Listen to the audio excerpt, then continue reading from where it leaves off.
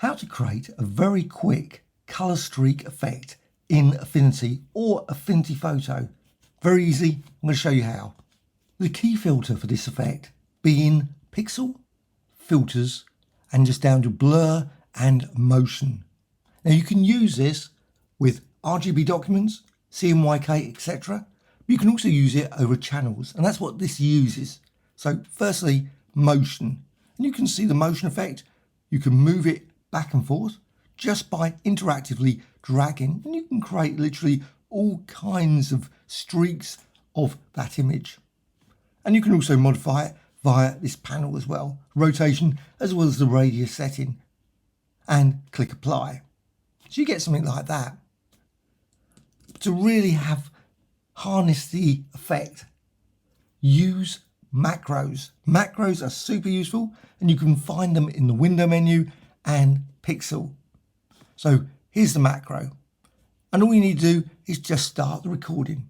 So let's just click there, start recording. If you've got any questions about this technique, please let me know in the comments below. This works with a lot of different things in Affinity 3 as well as Affinity Photo. Now on with the macro. Before you start any recording, I would suggest duplicate the layer. So go over to the layers panel, right click and duplicate. Now once you've got it duplicated, now go over to the macro.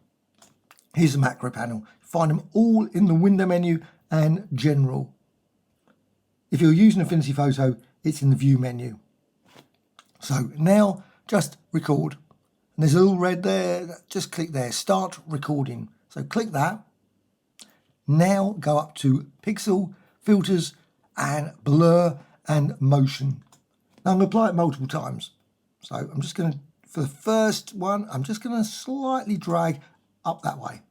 And this is for RGB. It could of course be CMYK depending on the document that you're using. And you can see the panel here, but personally I find it easy just to do it interactive. And click apply. Next thing, go to the channels panel. Again, in the general window, in the general one, composite red, just click here. So composite red. Now a little arrow will pop up. Don't worry about it. Now go to Pixel, Filters, Blur and Motion. It will still record for the channel. And just drag in a particular direction. And you can, of course, go any direction whatsoever you want and any setting here as well. And click apply. Click composite green. And now do exactly the same. Pixel, Filters, Blur, and go down to Motion, and maybe go a different angle. You can just drag it up that way, different angles to get some, so the lines of the green will be going that way. Then click apply, and then composite blue, and then Pixel, Filters, Blur, and again Motion, and drag it down there. Now the results will be different because of course every image will be different. So if you go and use this approach, the same tool with another image, the blues, the greens, etc. will be different. Obviously CMYK if it's using cyan as well. Click apply. Remember then just to click here, so it sets it back. So click there. Now I could stop at this point. But what I also want to add in is another filter. This one's clarity, and that's where you get the lines. You could have them separate, but it'd be reasonable to have maybe a clarity macro as well as a blur macro. I think that's perfectly reasonable as well, but I'm just going to put them together here. So Pixel, Filters, and you can go and find that in sharpen and clarity. And you can see then you get this, and this is with just 100%. Just go 100%, click apply. And again, Pixel, Filters. Now you can repeat it. Repeat clarity, do it 2 or 3 times. I'm just going to go 100% each time, so it's going to be exactly the same setting. And you can see now what you get is some streaks coming here. So Pixel, Filters, and again, repeat clarity. And you can see you get some more streaks there. Stop at this point. You don't want to add too many, just 2 or 3, perfectly reasonable. And then go up here and stop recording. Now what you could do, you could do the whole set of motion blur, etc., clarity, all in one long macro. But I like to keep them separate. So I'm just going to have this group of the clarities and blurs. So stop the recording. Don't click here, that resets it. Click add to library. So add to library, set up a category for it if you want, of blurs, but I'm going to go with motion 5 and click OK. With that, it's stored in the library. So here's the library. Let's get rid of swatches, don't need that. Motion 5. And all you need to do then, if you want to apply again, is just click motion 5 and motion 5. Just click it a few times. Sometimes you'll find when you click it, it doesn't seem to do anything. I do not know why, but it does seem to have a mind of its own. But most times it will. I'll just remove that as well. And macro, you don't need the macro anymore, so that can be removed as well. So library, you can see now you've got these streaks appearing, and you can apply it again. Now you probably can push it too far, and it just ends up being lots of lines, not much of the actual underlying image. But you've got the layers panel. That's the reason why I duplicated that layer. I didn't want to include it in the actual run through because I think it just means it gives you less opportunity to mess around with the different settings. But you might go for 2 or 3 layers. You might apply the effect in different ways and so on. So you might have different motion blur effects, different angles. So you might have it going the other way, downwards, stronger one way than the other. All those things you could combine, but if you put it all in one, I think it's not so easy.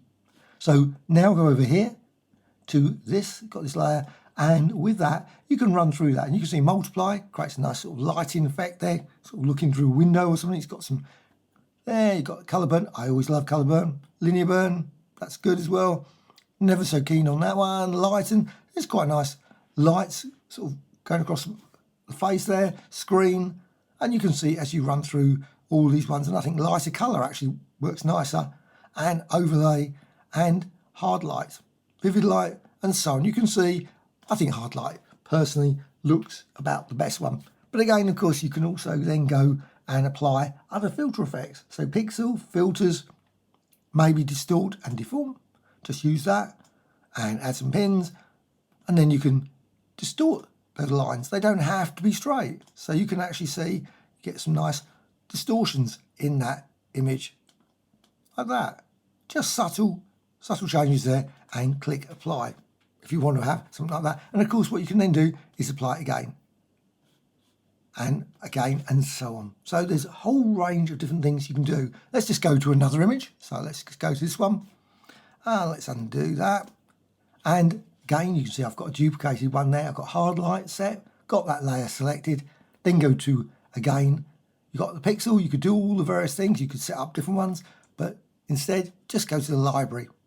So much easier. Go to the library, the macro that you stored, just click there, and you can see then that is applied like that. Now some images, the result will be just very subtle ones.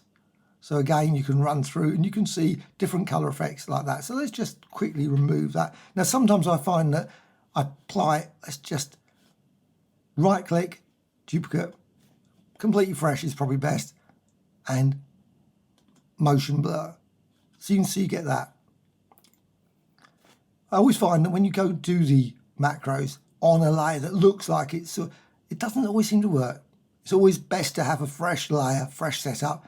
Otherwise, you don't get often the result you expect. So it's a good thing to just clear it down, start right at the beginning.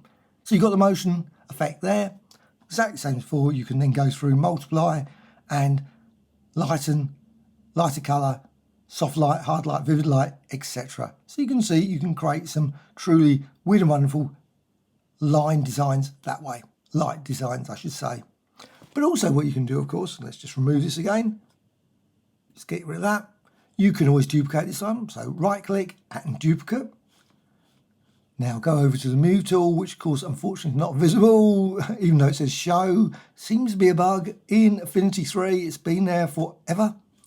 This disappears. I also noticed that the channels panel also has a tendency to suddenly vanish as well, randomly, and it always goes back to the hand tool. Not certain why, but it does seem to have a problem there. Well, go to the move tool and then resize that. And of course, then you can then rotate it.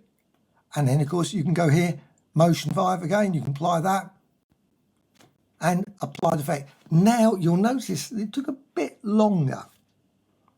And I do find that when I do these things, a really good idea once you've got, see, it's just disappeared again.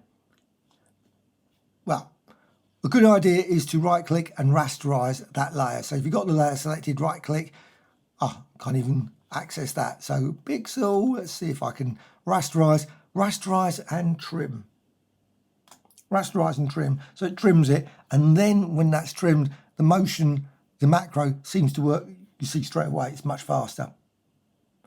Does make it slightly fiddly when the tools panel decides randomly to disappear. There does seem to be no logic to that whatsoever, but you can see you can do that.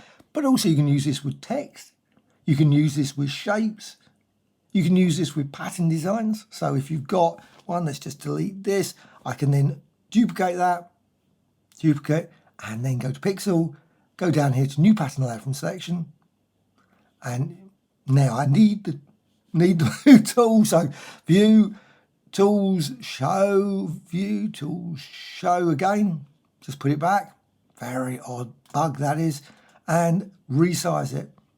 And you can see then you've got that, and you can then simply apply this motion 5 to that. And you can see you get some quite interesting streaks and line designs like that, super quick, with this motion 5, or whatever you call it, of course, macro, stored in a library. And again, you can then blend, darken, etc., and run through those to create all kinds of overlays and designs that way.